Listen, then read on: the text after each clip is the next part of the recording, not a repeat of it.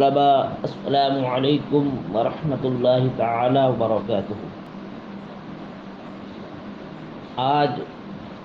سب معلقات کا درس ثانی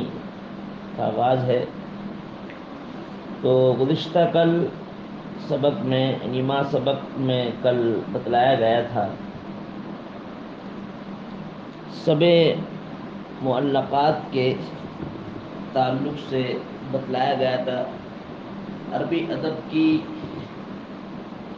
تعریف، موضوع غرض و غایت پر روشنی ڈالی گئی تھی۔ آج انشاءاللہ العزیز اس کتاب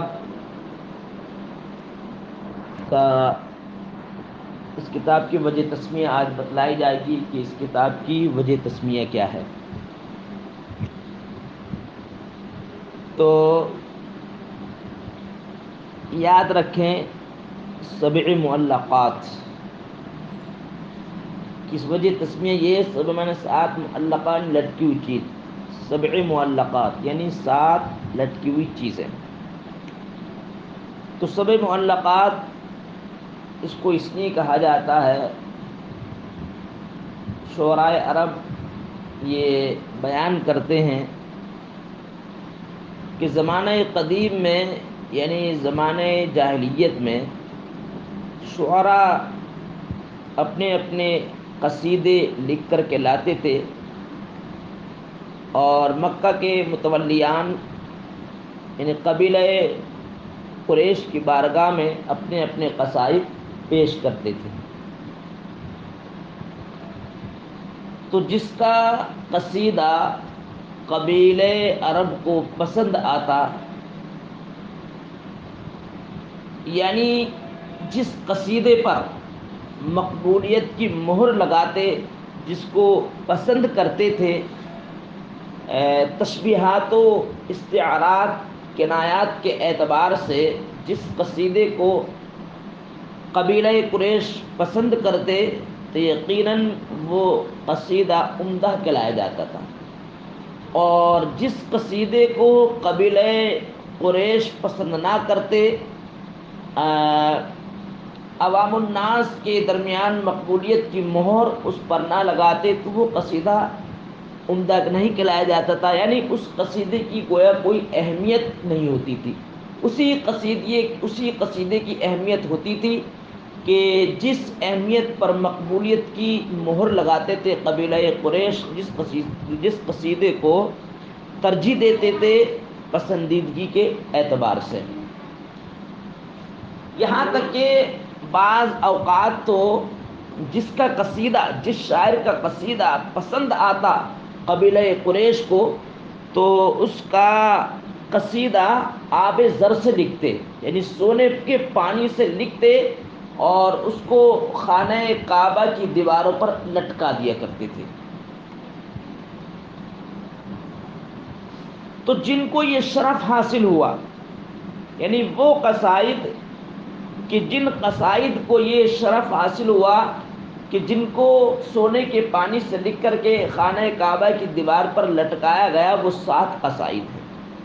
تو ان 7 قصائد کو یہ وہ شرف حاصل ہوا کہ جن قصائد سبعہ کو قبیلہ قریش نے نہایت ہی پسند کیا اور اس آب زر سے لکھ کر کے خانہ کعبہ کی دیوار پر لٹکایا گیا۔ اور ان 7 قصائدوں میں تفوق و فوقیت برتری جو حاصل ہوئی وہ امرؤ القیس کے قصیدے کو حاصل ہوئی، کیونکہ 7 شعراء میں سب سے پہلا قصیدہ جس قصیدے کو آب زر سے لکھا گیا وہ امرؤ القیس کا قصیدہ ہے۔ اس لیے امرؤ القیس کے قصیدے کو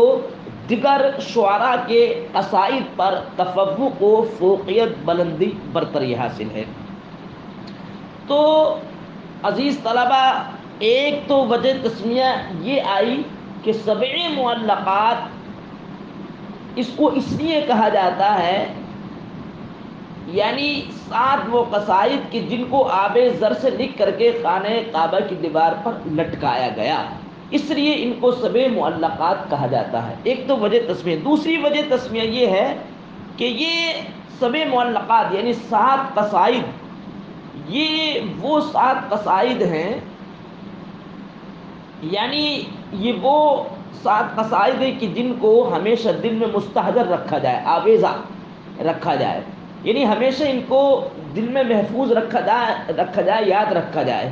اس لیے ان کو سب معلقات کہا جاتا ہے۔ یعنی یاد رکھنے کا مطلب ہے کہ سینے میں لٹکایا جائے، محفوظ رکھا جائے۔ اور تیسری وجہ تسمیں یہ ہے کہ یہ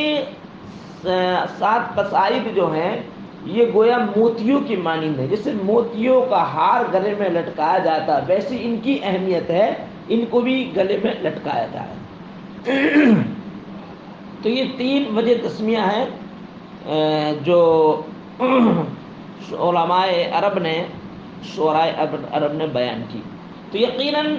یہ 7 قصائد یہ وہ 7 قصائد ہیں کہ جن کو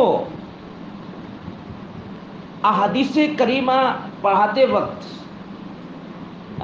تفسیر پڑھاتے وقت امرؤ القیس کے اشعار کو بطور استشہاد پیش کیا جاتا ہے۔ یہ وہ قصائد ہیں، کیونکہ امرؤ القیس کے قصیدے میں جو تشبیہات، استعارات، کنایات، الفاظوں کی عمدہ بندش، تواتر و تواصل، سلاست، عمدگی، فصاحت و بلاغت جو امرؤ القیس کے اشعار میں ملتی ہے وہ کسی اور کے اشعار میں نہیں ملتی۔ گویا کہ امرؤ القیس کا قصیدہ یہ وہ قصیدہ ہے، گویا کہ یہ قصیدہ جو ہے عربی لغت میں الفاظ، ان قصائد کو یعنی عربی الفاظ میں گویا جس کو منبع کی حیثیت حاصل ہے، یعنی یہ وہ قصائد ہیں گویا جن کو عربی زبان میں جو منبع کی حیثیت رکھتے ہیں۔ تو امرؤ القیس کا نام جو ہے وہ ابو وہب ہے، امرؤ القیس کا نام امرؤ القیس ہے اور اس کی کنیت ابو وہب ہے، اور اس کا لقب الملک الدلیل ہے۔ ملک الدلیل کہتے ہیں بے خیر خواہ بادشاہ۔ تو امرؤ القیس کے جو فضائل ہیں وہ تو میں آپ کو درسگاہ میں بتلاؤں گا ہی کل کہ یہ کیسے کیسے فضائل کا حامل ہے، اور کس طریقے سے اس نے اپنے اشعار میں حسیناؤں کی تعریف کی ہے، حسیناؤں کے چہرے کی، اور حسیناؤں کے جو اعضائے اربع ہیں ان کی کس طریقے سے، جو خاص اعضاء ہیں ان کی کس طریقے سے تعریف کری ہے وہ میں آپ کو بتلاؤں گا۔ تو یہاں پر یہی سمجھنے آج تو کہ امرؤ القیس یہ نہایت ہی فصیح و بلیغ شاعر ہے، اور دنیا میں اس کا ایک چیلنج تھا، ایک دعویٰ تھا کہ میں شادی اس سے کروں گا کہ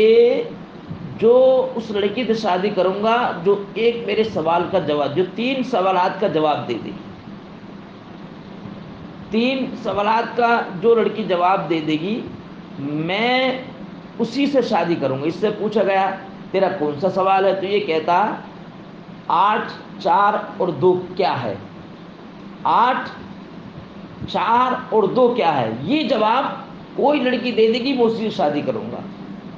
تو جس لڑکی سے بھی پوچھا جاتا 8 4 2 کیا، تو ہر لڑکی اس کا یہی جواب دیتی 8 4 2، 8 4 12 اور 2 14۔ لیکن ایک لڑکی نہایت ہی ذہین و فطین تھی، اور وہ غالباً امرؤ القیس کے مزاج سے بھی واقف تھی، تو اس لڑکی نے اس خطبے کا حل کیا اور اس نے اس کا جواب دیا کہ 8 سے مراد کتیا کے تھن ہے، اور 4 سے مراد بھینس اٹھنی کے تھن ہے، اور 2 سے مراد عورت کے پستان ہیں۔ تو پھر اسی لڑکی سے اس کی شادی ہو گئی، لیکن اس نے بھی شرط رکھ دی کہ میں شب زفاف میں اپنے پاس استراحت کی زینت اسی صورت میں بناؤں گی، یعنی شب زفاف میں اپنے پاس لیٹنے کے لیے جگہ اسی وقت دوں گی جب یہ میرے سوال کا جواب دے دے امرؤ القیس۔ جب تک شب زفاف میں آنے سے پہلے میرے ان 3 سوال کا جواب نہ دے دے تو میں اس کو اپنی خوابگاہ کا اس کو زینت نہیں بنا سکتی، خوابگاہ کی زینت نہیں بنا سکتی۔ تو اس سے اس نے سوال کیا، یعنی پہلے اس کا خادم آیا امرؤ القیس کا، تو خادم نے پوچھا والد کے تعلق سے، والدہ کے تعلق سے، بھائی کے تعلق سے، تو اس کی بیوی نے کہا کہ والد گئے ہیں بعید کو قریب کرنے کے لیے، قریب کو بعید کرنے کے لیے، یعنی جو دور ہے اس کو قریب کرنے کے لیے، جو قریب ہے اس کو دور کرنے کے لیے گئے، اور بھائی جو ہے سورج کو چرانے کے لیے گیا ہے، اور ماں دگنا ڈبل کرنے کے لیے گئی ہے۔ تو خادم آیا اور خادم نے امرؤ القیس کو بتلایا کہ وہ یہ کہہ رہی ہے کہ یہ 3 سوالات کے جواب امرؤ القیس میرے دے۔ تو اس نے، امرؤ القیس بھی ذہین و فطن تھا، اس نے کہا کہ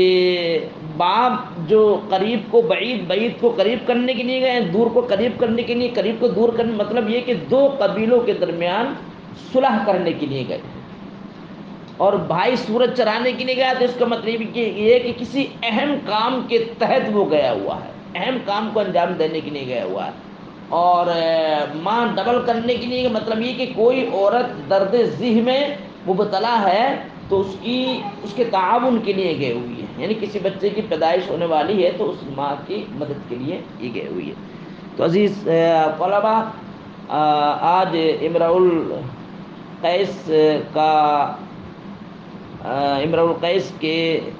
القیس کا مقام مرتبہ شاعری میں کیا وہ آپ کو میں بتلا چکا، اور اس کے پھر جو ہے سب معلقات کی وجہ تسمیہ کیا وہ بھی آپ نے سن لی، اور امرؤ القیس کے فضائلوں میں سے ایک سب سے بڑی فضیلت اخیر میں اور سن لیں کہ یہ امرؤ القیس جو ہے ایک لڑکی تھی جس کا نام انیزہ تھا، اسی کے تعاقب میں رہتا تھا، یعنی اس کی چچزاد بہن تھی، اسی سے ہمیشہ محبت کرتا تھا، اسی کے پیچھے ہر وقت یہ پڑا رہتا تھا، حتیٰ کہ اس کی بیوی نہایت حسین و جمیل، خوبصورت، حسن و جمال کی دیوی تھی، حسن و جمال کی ملکہ تھی، اس کے باوجود بھی یہ اپنی چچزاد بہن انیزہ کے پیچھے پڑا رہتا تھا۔ ایک دن اس کی بیوی نے اس کو پکڑ لیا اور کہا کہ میں اتنی حسین و جمیل، اتنی خوبصورت تمہاری بیوی ہوں، حسن و جمال کی ملکہ، حسن و جمال کی دیوی ہوں، تو پھر اپنی چچزاد بہن کے پیچھے کیوں پڑے رہتے ہو؟ تو اس نے ایک جواب دیا تھا کہ انتی جمینۃ لیکن فی الحرام متعۃ، کہا کہ مانا کہ تو خوبصورت ہے